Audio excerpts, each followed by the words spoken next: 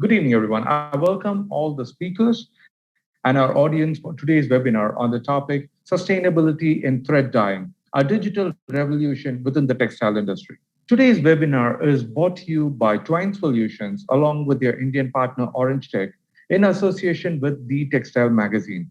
By default, the mic and the webcam would be on mute for all the attending audience. But if you have any specific question, please use the chat window, mention your name, the organization whom you represent, and the speaker to whom you would like to address this question to you. We will try our best at the end of the webinar. If not, the speaker will get back to you once the webinar is over directly to your mail ID. All right? Without further ado, Andy Yarrow. Andy has a profound experience in digital to analog transformation in many industries such as print, signage, packaging, ceramics, and of course, in textiles as well. With more than 2 decades of experience in this field, Andy started his career with Xerox dealer in the north of England and has worked with many world-leading digital technology providers, including EFI and Corner Digital. For the last 7 years, he has been located here in Asia. First, he was in Tokyo and now in Hong Kong. Prior to COVID, Andy was a frequent traveler to India and has vast experience across the Asia Pacific market. Andy joined Twine Solutions earlier this year to start their business in the Asia, and he is delighted to be introducing Twine Solutions to us today. The mic is yours, Andy. Thank you very much, Ganesh, and thank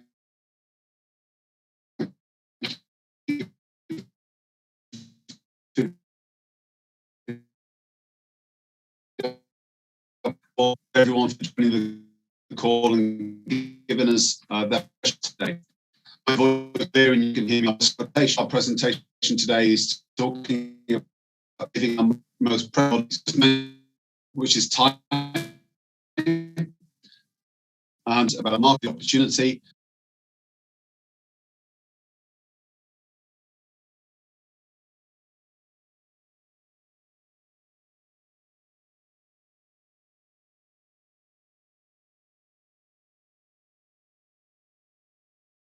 Recording in I'm a progress. proud Yorkshireman, and obviously there's a lot of cricket on the call, I'm sure, today. I'm certainly a cricket fan, being from that part of the world. I moved to Tokyo maybe 7 years ago.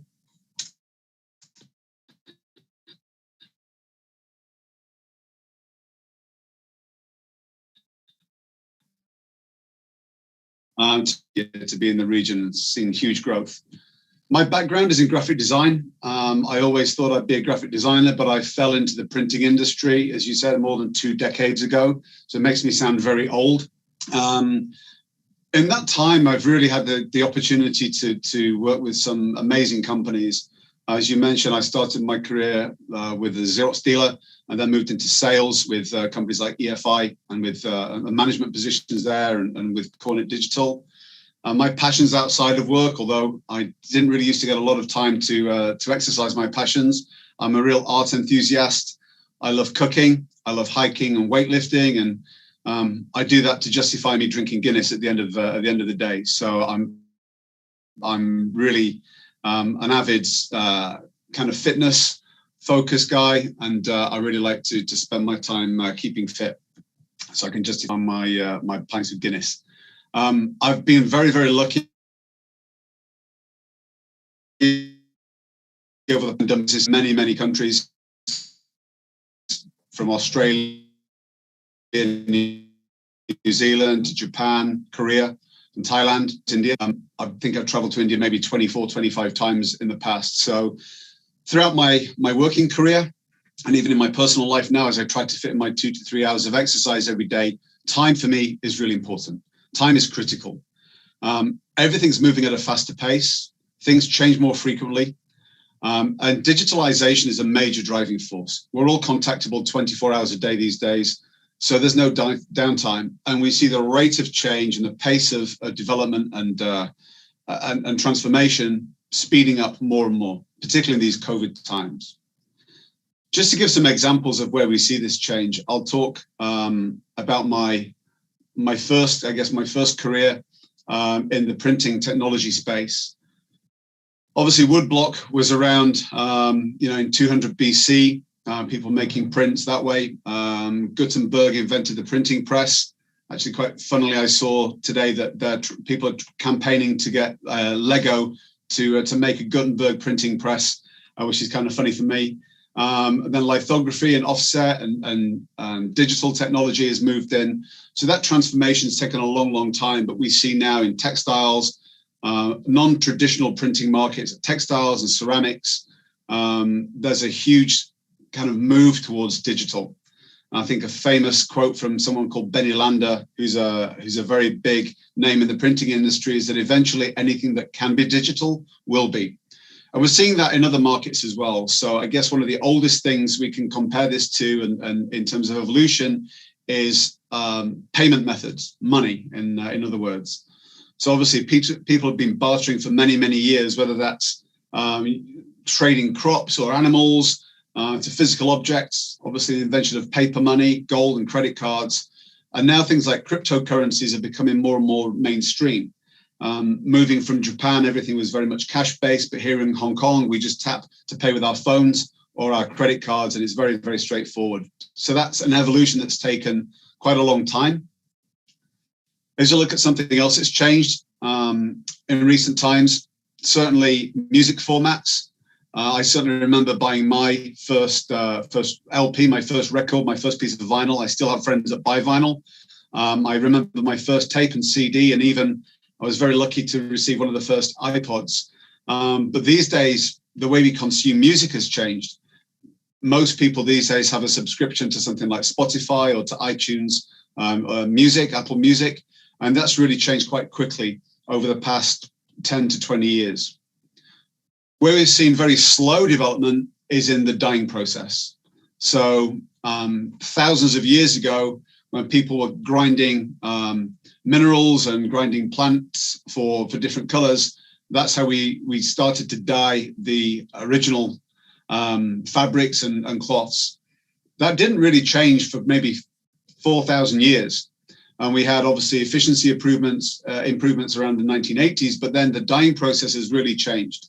So it's a very brief moment of modernization 40 or so years ago, and then stayed pretty static. And we all know that there's a big challenge in the dyeing industry with water, and we'll talk about that as we go through the slides. But where Twine's come in is to really revolutionize this dyeing process. We want to revolutionize the start of the supply chain, where we see lots of technology providers. It's at the end of the supply chain, printing onto either fabrics or onto garments. We want to start right at the beginning of the supply chain because we see that's where there's the biggest challenge and the biggest problems.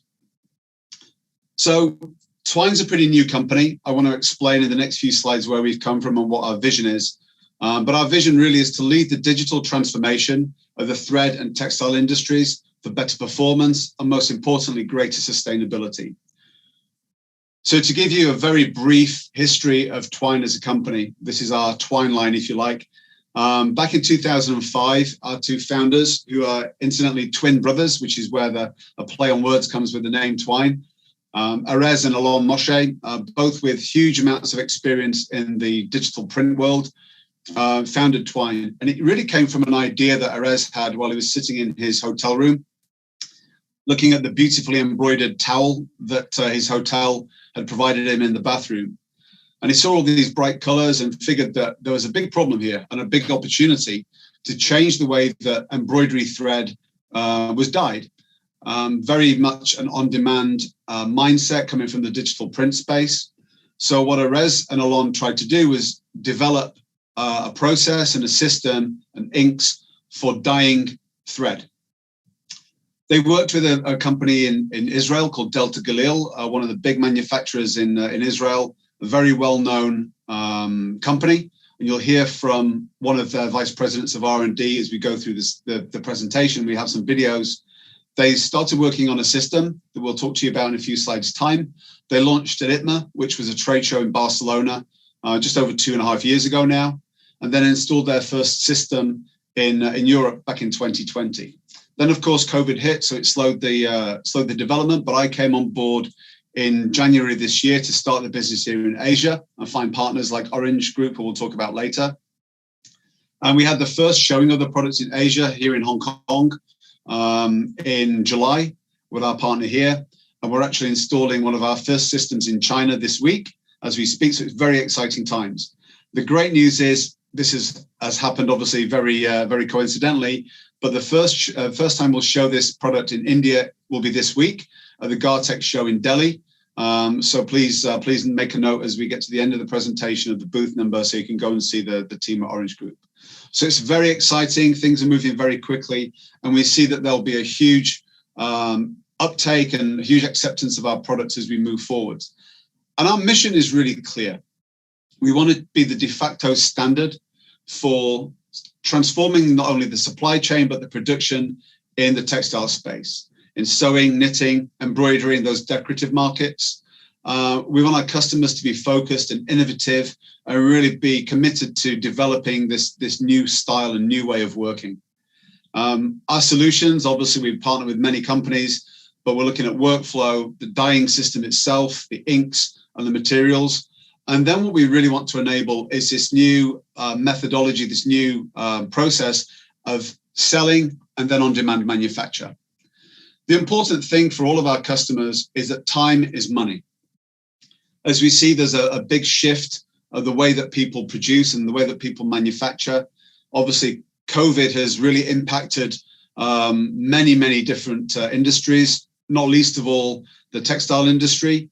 We've seen real horror stories of goods sitting in warehouses and sitting in the port being destroyed because they aren't able to get them to stores. Stores closing, of course, is a big thing that we see on the high street. And what we see, the quote at the bottom here is, it makes real sense. When production is in line with demand, the margins of producing domestically can be higher than offshore production because it's on demand and people accept there's a price to pay for that and a premium. There's a really nice quote here from a very famous guy. Obviously, as I say, I'm here in Hong Kong. Over the border in China, there's a huge organization called Alibaba. I'm sure you guys have heard of it. And Jack Ma, the founder of Alibaba, said that in the past, it would be impressive if an assembly line could produce 2,000 of the same garment in 5 minutes. Today onwards, making 2,000 different garments in 5 minutes will be more impressive. I can share with you from my experience, having been to Alibaba, they're very focused on this instant and on-demand manufacturing, and they're changing the way that garments are consumed in China. The way that will work as we move forwards into this new normal is more and more factories and more nearshoring, more micro factories and nearshoring, operating closer to brands and sometimes within them, obviously, can act in 3 different ways. Number one, in-house manufacturing. So more brands will take on manufacturing themselves, or even subcontract people to manufacture in their facilities. More research and development departments will look at prototyping in-house instead of sending that away and the time that takes. And then we'll find more and more small and medium-sized factories, those micro factories that we spoke about. And there's a really interesting quote at the bottom of this slide here. It says from McKinsey, the consulting company, obviously very famous, using the design studio to speed up the prototyping process, or on the shop floor to provide high customization and zero waste. Micro factories will take off in the next few years. I don't disagree with any of that, but the interesting point for me was this was the state of the fashion industry study that was done in 2019, way before COVID was a big impact on us. And this has only accelerated this transition to micro factories. And I see this every single day when I'm speaking to customers here in Hong Kong and around the region, and my colleagues obviously speaking to people around the globe. We're seeing much more focus on micro factories and small customized orders. So in order for us to fulfill this type of new customer expectation, we need an adaptable solution and something that will be really enabling that on-demand production. And this is where we introduce the TS-1800, the world's first on-demand thread and yarn dyeing system. So I now want to play a short video. I hope the bandwidth is clear enough for everybody as we play this video. We will obviously make the video and the presentation available afterwards. But let me play a short video to introduce our product. Say hello to digital thread dyeing. This is the TS-1800, the world's first digital thread dyeing system by Twine Solutions. Simply load raw or off-the-shelf white thread. Choose your desired colors and the length you need, and begin dyeing. The white thread is dyed in a treatment chamber using Twine's TDI inks, mixed in the precise amount for the thread type. The ink is fixated into the thread fibers in a drying chamber, after which it is applied with a lubricant. The thread emerges in the exact color you chose, in the length you need, ready for immediate use. A revolutionary new solution for your sewing, knitting, or embroidery production needs. Stop waiting weeks for your color samples and shorten lead times by obtaining your dye thread immediately, saving you time and money.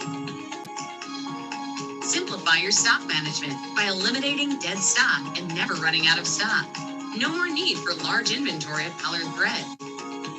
Offer your customers unique capabilities with color gradients and real personalization with items never seen before.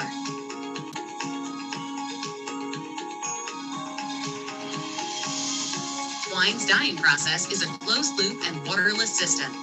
By producing only what is needed, Twine eliminates waste and reduces pollution and emissions, bringing a much-needed sustainable solution to textile production.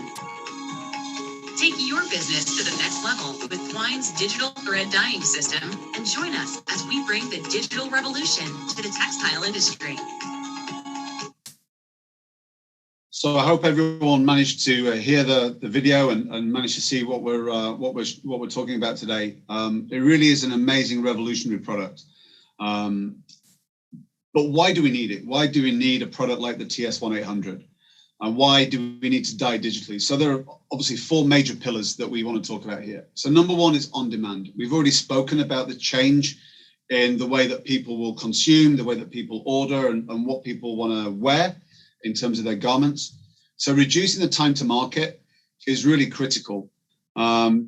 Digitization or digitalization here, so creating dye to match samples in order to speed up the production process, give you really easy tools. The great thing about our system is that if you can use a mobile phone, you can use our product. You don't need any specialist knowledge or any special qualifications to operate the TS-1800. It's as simple as operating a touchscreen iPad or tablet or mobile phone. And then personalization. From one order to the next, micro factories or people producing garments do not know in a digital world what the next job will be. So making it very easy and straightforward to make personalized production is obviously critical. And then for me, the most important thing is the eco-awareness. The consumer today is much more aware of sustainability. We saw recently there was a huge summit in the UK talking about the planet and climate control, and obviously the textile industry has a huge part to play there as well. So reducing waste and emissions is really important. So connecting all these together, it really correlates with industry trends, the COVID impact, and that supply chain shortage and accelerating the adoption to new technologies. So essentially, to play on a fairly popular kind of title, No Time to Die, obviously the recent James Bond movie, but it really is relevant to us in our industry. Dyeing takes time. We want it to be fast. We want it to be efficient. We want to disrupt that process. So let me give you some examples of where our technology can come in to the process. So first of all, let's talk about socks production. And remember this example here, because we'll talk more about that in a real life example as we go through the slides. So take a small production run of 200 pairs. So generally the yarn that we would use is 150 denier thread, 150 denier yarn. For example, Sala, which is obviously an Indian brand that we can dye successfully. We need something like 4.8 grams per sock.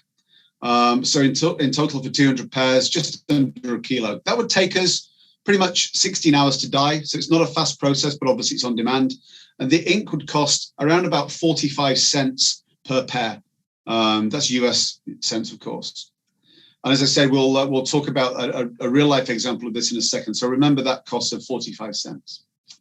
The next thing is some salesman samples. So here we have a sports bra. Obviously, athleisure is a big thing these days. Companies like Lululemon and Sweaty Betty that we get here in Hong Kong, and obviously the major sports brands are really focused on that athleisure market. So in order to make the small logo on this nylon garment, we need a 75 denier yarn. Again, it's available through Sala. Around about 0.5 of a gram or 0.05 of a gram per logo. So we need something like 6 grams for 10 units. It takes 24 minutes to dye. So imagine you have a specific color that you want to get. Instead of waiting for that to be shipped to you, we can dye it pretty instantly, 24 minutes for what we need. And the ink cost is around about 6 cents US. So that's another example of where we can produce pretty efficiently a small run of salesman samples, or even a small capsule collection. And then the next one is shoe uppers. So I'm seeing a huge amount of interest in our product for sports shoe development. And generally what I'm hearing from these guys who are producing sports shoes for Adidas and different sports brands is they would need, for most sports shoes, for most seasons, between 10 and 20, and sometimes some instances 30 different colors for each season. So that would generally be done on a 150 to 300 denier yarn. So this instance, a coats knit. We need 12 grams per shoe, 300 grams for 25 colors. And then all of those colors would be dyed within 10 hours at a cost of around $2.14 per shoe. Now, the interesting thing is when you compare that to the current way that this is done, these guys would have to order for every color that they dye, something between 3 and 5 kilos of yarn for every single color. You can see here we'd use something like 12 grams per shoe. So there's a huge amount of waste. We got 3 kilos to 5 kilos of yarn. We need a few grams of it. The rest either goes into storage, which obviously has a cost. There's a cost to shipping that as well. And obviously there's a lot of challenges with storing that and maintaining that type of storage. So these are just some examples of the types of jobs that we talk to customers about every single day. And it's reflected here. The traditional dyeing process starts with a designer who comes up with a color. They then want to get that dyed by the dye mill, dye house. They send it, obviously, as a sample, either by local mail or courier. Some instances, their own guys. Chances are, if it's not in our part of the world, it needs to be flown to the dye house in either China or India or other parts of our region. The dye house then dyes. It takes them a few days. They send it back, obviously incurring fees and shipping costs, and not to mention the CO2 kind of cost as well. And then the designer either approves or sends it back for another round of color matching. So there's a real challenge and a real time lag in getting this. And in a lot of cases, the designer, the brand can't wait. They need that instant gratification. So this is a real challenge. I want to share with you, we've got a system being installed in China right now at a customer. I can't share with you who that is, of course, but this is a real life example. So they currently take for a dye to match sample around about 15 days to get that approval. And they've done lots of studies. This is pretty accurate timing. So as we say here, going back to our last slide, the sample request takes a day. They look internally to see if they've got a visual match for the color. If they don't, they send it to the dye house, to the mill. The sample takes 8 days or so to come back, ship it back to site. They put it on the loom to weed the sample, and the finished sample takes a day. And then if they're happy with that, they'll go to bulk production. With our solution, they've estimated and they've planned to save 11 days on every sample. The important thing is for these guys, they get hundreds of requests per year. So if I can save them 11 days on literally hundreds of samples, there's a huge benefit for that. They win the customers, they respond more quickly. They're obviously doing their bit to save the environment as well, which is pretty critical. So what we're seeing is the typical way that we would save time here is really to take a 2 to 8 week process down to just a few minutes. Having that technology in-house enables them to work their colors, get their accurate matches, and then send to the dye mill to produce the bulk. So what we're doing there, we're impacting and having a big focus on sustainability. And obviously we like to try and align ourselves to the United Nations Sustainable Development Goals, just to name a few of them here, because it's probably too small for you to see, but life below water, clean water and sanitation, responsible consumption and production, innovation and infrastructure, and then creating partnerships, which is what we're trying to do, not only with other companies in our space, but also early adopters of our technology. And you'll see that as we go through and talk about one of our customers in Israel. Just to put some headline numbers on this, because obviously sustainability is something that we hear every single day. Let's give you some headline numbers of where sustainability makes a big impact for the textile industry. So behind oil, textile dyeing is the second largest polluter of water globally. This is something that we can't be proud of as an industry. We're doing a huge amount of damage. You guys, I'm sure, will see this in India all the time. We see it in China and other parts of the region as well. Textile dyeing has got a huge problem and a huge challenge we need to fix. To put some numbers on that, 93 billion cubic meters of water is used by the fashion industry annually. And I looked at that, and quite honestly, I have no idea what 93 billion cubic meters of water looks like. So try to visualize that for myself. I did some research. And this is slightly easier to understand, but it's the equivalent of 37 million Olympic swimming pools of water is used annually in the textile dyeing process.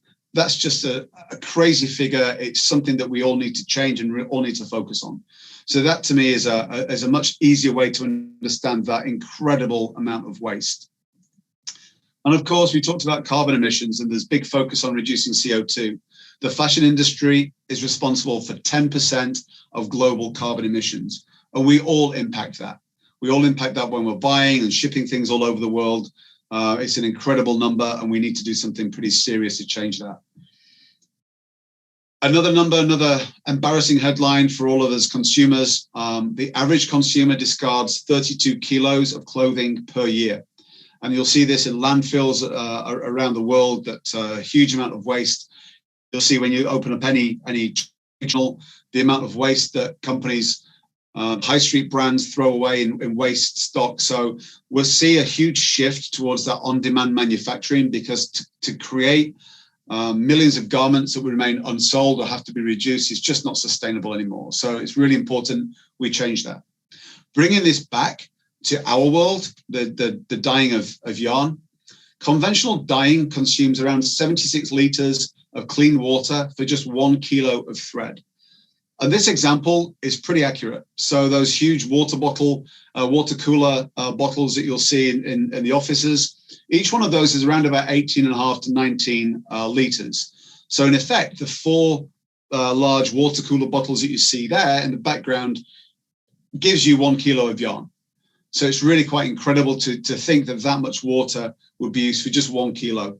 It's completely unacceptable in this day and age. So we need to change that. And then the final example here is that for every shirt that is made, 1 cup of water is consumed just to dye the sewing thread. 2.3 grams of sewing thread is what's used to sew a t-shirt, and that's 1 cup of water. So guys, these are some astronomical numbers, embarrassing numbers if you work in this industry, certainly on the traditional side. But at the end of the day, we're also trying to fix this.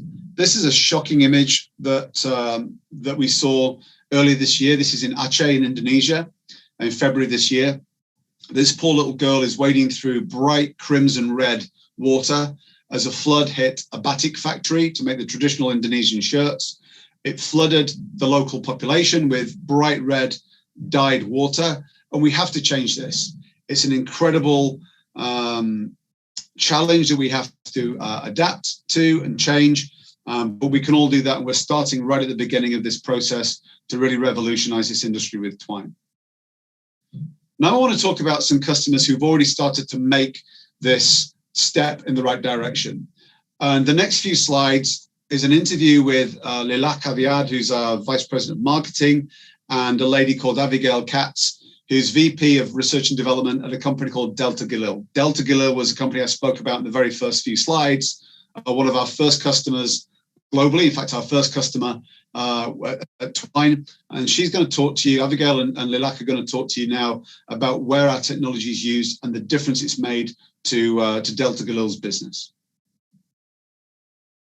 And then we found a customer that is very innovative, and they were willing to go with us to a trial. At the beginning, we started by designing a very small, few hundred of pairs of socks as a trial, and we arranged everything to make it happen. We chose the colors, and then it started to grow. The numbers became bigger and bigger, like a regular order.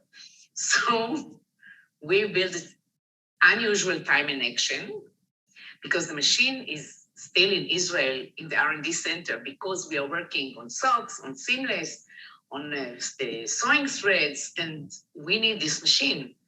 So we couldn't move it to our production site, which was in Europe. So we digital dye on advance the yarn in our R&D center. We create a 3-shift working together with Twine. They helped us a lot.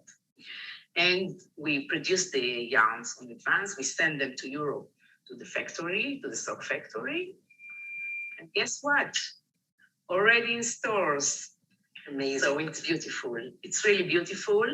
And because the way we dye the yarn, even it's written that each pair is unique. So each pair is different. And I want to say something that I didn't mention at the beginning. All the umbrella of the Twine story for our benefits is the sustainable story and the supply chain. Because if you imagine Delta is doing fabric, all kind of circular knitting. So fabric, seamless, socks, all kind. And imagine how a warehouse of our production site and even the development rooms looks like, because we have hundreds of colors. Every customer has so many colors at the beginning. They have like a palette changing every 4 months. It's probably a lot of hassle and time to manage all this. Time to manage place. Money, place, and now during COVID time, and imagine if we are stuck in one of our production sites with lack of red color, just we need 4 cones. We need to order the minimum quantity.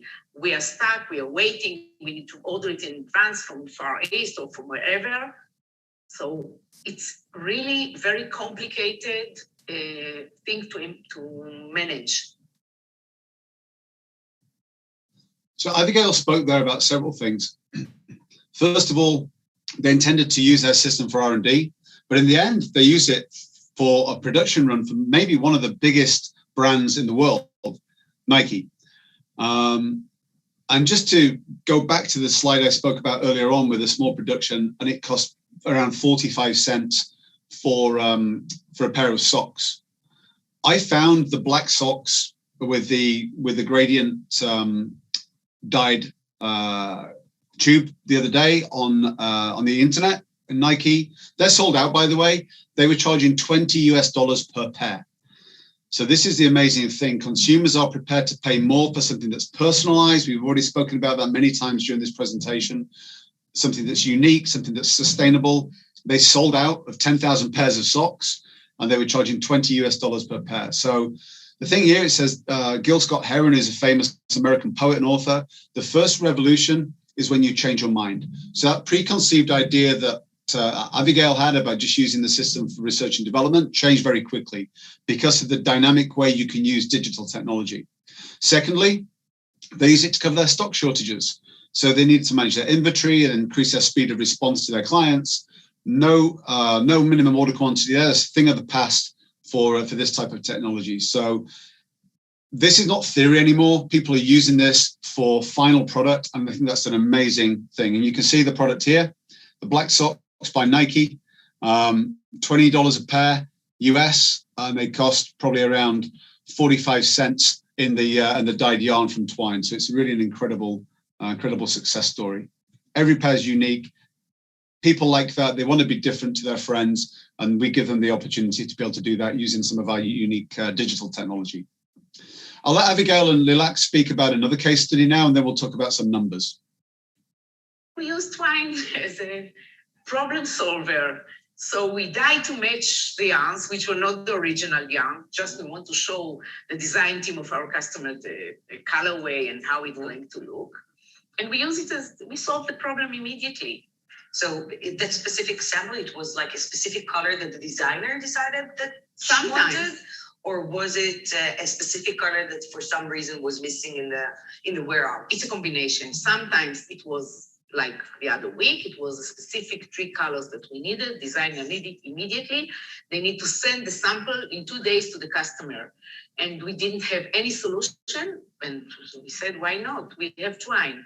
Although this specific sample will not be produced by twine because it's a different, we use it to sample and be on time and answer customer demands. But sometimes the designer has an idea. They saw something, they dream about something, you know how designer works, and they need immediately 3 different color or degradé or variegated or 3 colors in 1 centimeter or whatever they want. They are going to the machine, they ask what they want, and they get it the same day or tomorrow. And this is fantastic. And also, if we need, as I said, if we are missing yarns in the sampling room, which happens all the time, either if it's knitting or sewing or for socks, no problem. Okay. This is something for me to understand, because I'm coming from the new digital world. What would have happened with, that specific example that you gave me about the designer asking for those 3 colors? What would have happened otherwise without twine? Nothing. She would have stopped the process and waited for the yarn? No, she cannot wait because the customer will already get it from somewhere else. Okay. So that's an incredible story. The fact that it was very much an on-demand process. And as you heard right at the very end of Abigail's point there, if they didn't have the twine system, that entire job would have gone elsewhere. Someone who maybe had the colors in stock that could give them the sample. And these are the types of timescales that people are working with. So let's look at the case study in numbers. So conventionally, if that job would have been done the 3 colors and had to order in those cones of the 3 specific colors, around about 10 kilos of thread would have been ordered conventionally. With us, you don't need to order anything. Just dye the white or the raw recycled yarn that you have in stock. The time would have taken 7 to 14 days. Obviously, with us, there's 0 time lag. And as I said, you heard Abigail say that if they had to wait 7 to 14 days for the yarn to come into stock, they would have lost the job. So although they didn't produce the job using the twine yarn, they sampled it and it went to production using that color, that specific color profile. The cost, as you can imagine, minimum order quantities, shipping, storage, and manpower to manage that. With us, very, very low. It's not that there's no cost because you still have to manage the yarn, the white yarn, but it's much less than managing multiple thousands of different cones of colors. And then the water usage. We've already talked about how much it costs and how many liters are used to dye just a small amount of yarn for a shirt, but the water usage would have been incredible. And with us, because our inks are waterless, there's no water usage at all.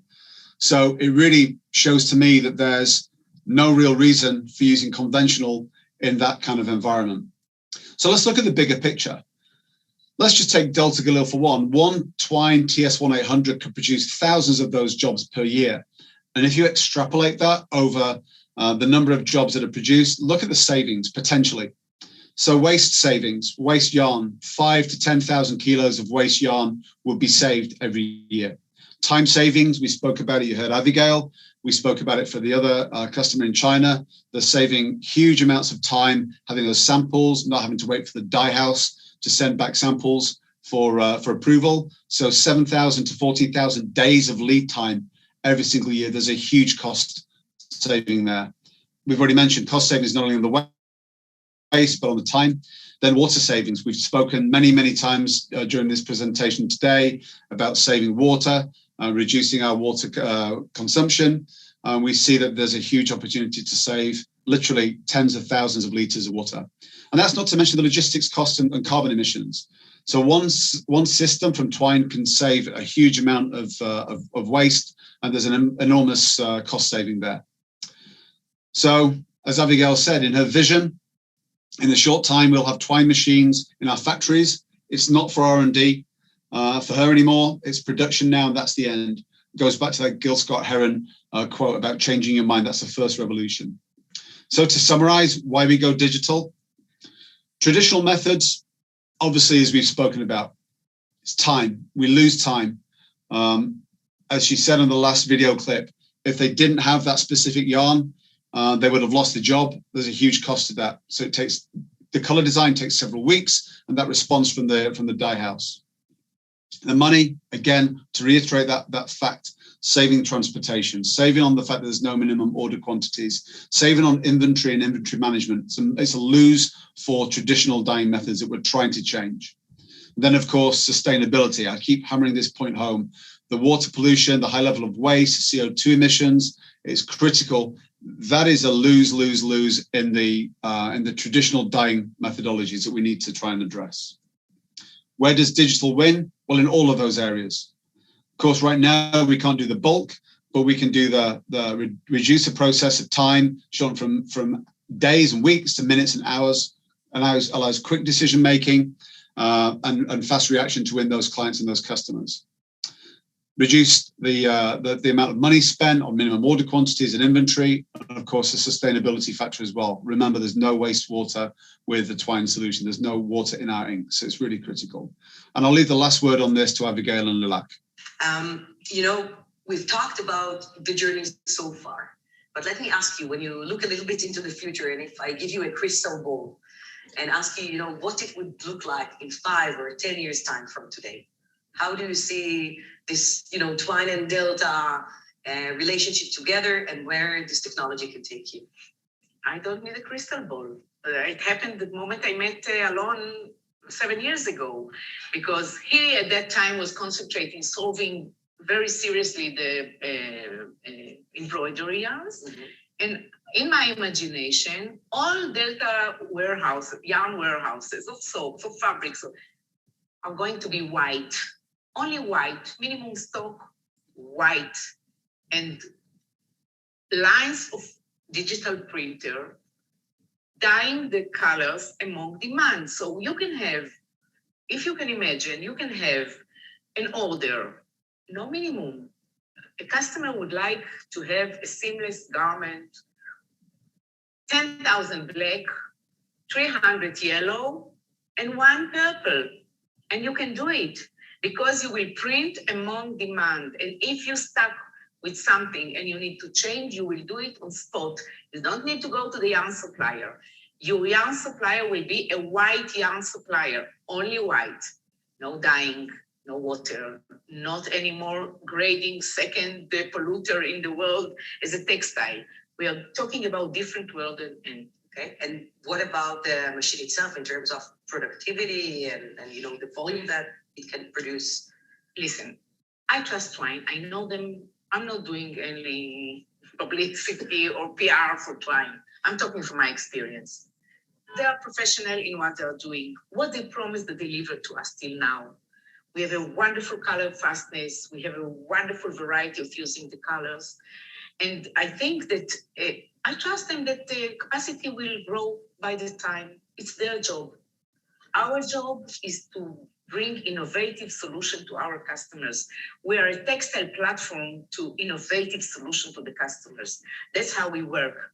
And Twine is one hand to help us do it, either if it's under the sustainability, supply chain, or the visual, which is very important, very, very important in our world. Amazing. Thank you very much, Abigail, for Thank you. making the time to talk to me. Lovely to see you. Thank you. So I think we've got a real convert there in Abigail, and it's great to hear the voice of the customer. There's a famous proverb that I've heard many, many times in this part of the world, which is the best time to plant a tree was 25 years ago. The second best time is now. For me, the best time to get into digital dyeing really is now. We're at the start of an incredible journey. The acceptance of our technology, because of what it does to fix these incredible sustainability issues and cost issues, will only accelerate over time. So I really believe it's a great time. It's amazing for me to bring this product to India. We believe it's time to bring the digital dyeing revolution to India. We're doing that with our partner Orange, who we've brought on board for a few months now. As we said previously, they're going to be in Delhi this week, and I want to allow Aayush Rathi from Orange Group just to talk a little bit about his business and really just give you a flavour as to where they see the opportunity in India. So Aayush, over to you. Thanks, Andy. Thanks for your presentation, and hello, everybody. I would quickly tell you about the Orange Group and what are we doing.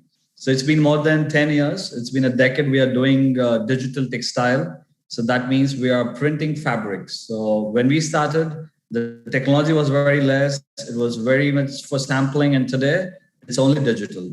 People don't have choice. Digital is the only option. And the same we are feeling with Twine. The technology for thread dyeing is the first ever in the world. And we believe this will gradually take over the conventional method. There are few companies we are dealing with. So we have experience of handling international companies and handling the customers. And at the moment, for support and services, we have a strong team who is working for 24/7. You can call us anytime. And service is something we focus a lot on because we believe that is how we can make our customers progress ahead. So we are having an office in different locations. It's near Delhi, Mumbai, and the Surat area. So you guys can have a great support structure available in India. And Gartex is the exhibition we are participating, which we guys told you earlier. We would love to have you all guys there and to come and visit and see the demo of the machine. And also we are planning a couple of open houses. The first one would be happening around the 23rd of December. This is the machine at the moment in the demo center. So we would love to have you guys to check the samples to see what amazing technology this is. Thank you. Thank you very much. Thank you, Aayush. Guys, I know it's been a long presentation, almost 50 minutes or so. I appreciate everyone's time. I really thank you. I know there are a lot of questions. We don't have a lot of time to answer them, but I promise any question that's in the chat, any questions in the Q&A, we will get around to answering those for you. My email address and Aayush's email address is here. Please take note of them if you want to send us a note directly. We have absolutely no challenges there. Please feel free to send us any questions you may have. And I think we'll probably take 3 or 4 questions, Ganesh, right? Wonderful presentation there, Andy. Yes, we have a few questions from our attendees. First question to you. Can you dye any other thread apart from polyester using your machines? Great question. So right now, no. Obviously, we're getting asked lots of questions about when will we support cotton. Obviously, India is a big cotton market, but right now it's just polyester. Our chemistry, the inks that we use, the dyes that we use to dye the yarn and thread are developed by us in-house. Obviously, the mixture of the technology and the inks with the yarn is very critical. So right now it's just polyester, but obviously as time moves on, we'll approach other types of fibers to be able to dye those as well, because obviously there's a much bigger challenge for us to fix, as you said, with the amount of wastewater in the environment. So right now just polyester, but we'll move on to onto other fibers in due course. Okay. Okay. So what is the minimum length a customer could dye using Twine Solutions? Another great question. To be honest, right now, 10 to 15 meters. You don't need to dye thousands of meters to see the benefits of the system. Generally, most customers would dye, I don't know, 30 to 50 meters to get the color accuracy and do some small tweaking. As I said, it's a very simple system to use. If you think it needs more magenta, you can add more magenta. But in order to do that, you don't have to dye a large cone. You can dye just a few hundred meters to get the color accuracy, and away you go for your production. Okay. And what about plant-on colors?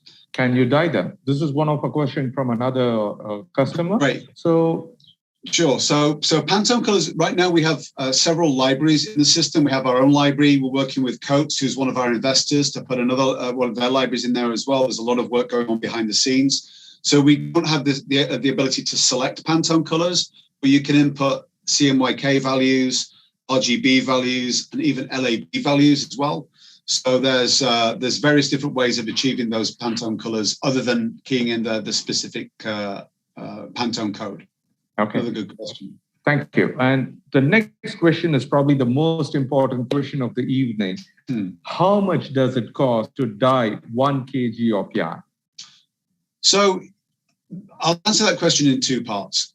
First of all, to give you the answer to that, it's around about $80 to $90 US in dye.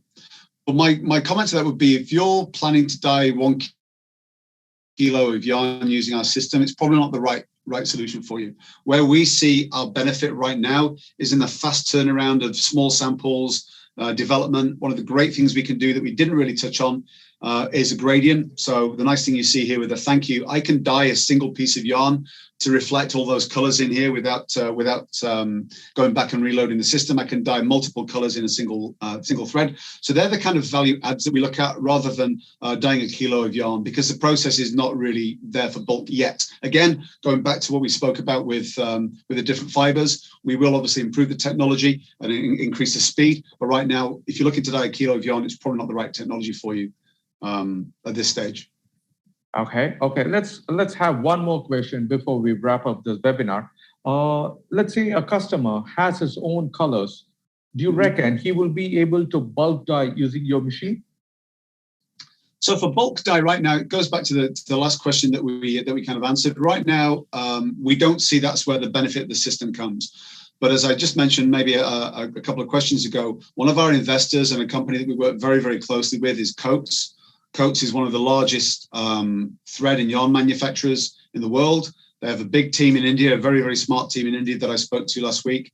And what we're working on with Coates is the ability to take data from our system and share that with Coates, so they can say, okay, this blue or this green that's been dyed using the Twine system, we want to dye 20 kilos of this exact color to do a production run. And we're working with Coates to develop that kind of technology as well. Right now, we don't have that kind of live and active, but if you take the LAB values from the system and send those to a dye house, generally they can get close to the color. And we've done that exercise several times with customers here already. So yeah, there's various different ways. And as I said, we're right at the start of this revolution, and we'll develop and grow our capabilities. And the future is bright. The future is twine. Beautiful. Thank you, Andy. Thank you. We come to the end of this webinar. It was definitely a thought-provoking one, and I'm sure that's the need of the hour from the digital industry. There are a lot more coming in, questions coming in from our attendees, but don't worry, guys. We'll be sharing these questions with Andy and Aayush. They will get back to you directly on your mail ID with their replies, all right?